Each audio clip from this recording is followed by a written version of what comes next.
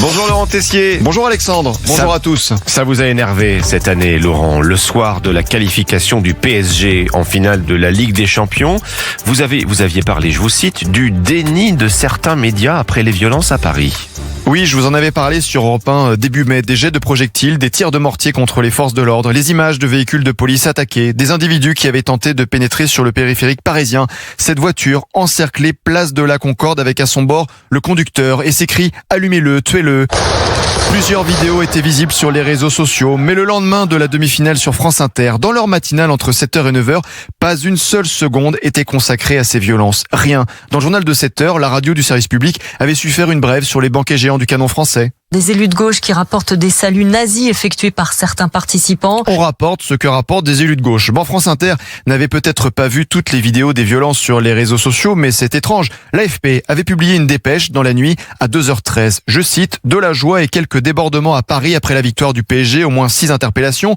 Mais dans le journal de 7h30, pas un mot non plus sur les violences. Le journal de 8h était resté sur le côté sportif. Pour du foot avec un grand F, le PSG en capitale. Il y aura bien un club français en finale de la Ligue des Champions. Le ministre de l'Intérieur, Laurent Nunez, s'était exprimé sur CNews et Europe 1. Alerte AFP à 8h20. 127 interpellations dans l'agglomération parisienne. 23 policiers blessés légèrement. Là, je pensais qu'ils allaient en parler. Mais dans le journal de 9h, rien, pas un mot. Par contre, une nouvelle brève sur le canon français avait bien existé. La maire de Quimper a refusé d'accueillir ce banquet financé par le milliardaire ultra-conservateur Pierre-Édouard Stérin. Dans le journal de 13h sur France Inter, un début de réveil, 2 secondes dans les titres sur les violences. Savourez ce moment.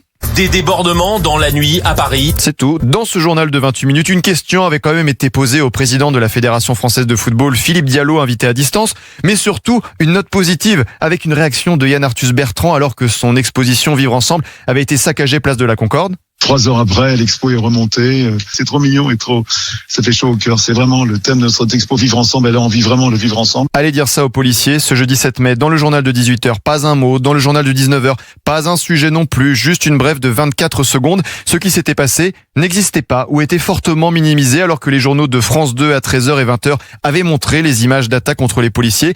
Mais sur France Inter, quand vous comptiez la matinale, les journaux de 18h, 19h, seulement 24 secondes avaient été consacrés aux violences. 24 secondes. Pourquoi ? Je pose encore la question. Merci Laurent.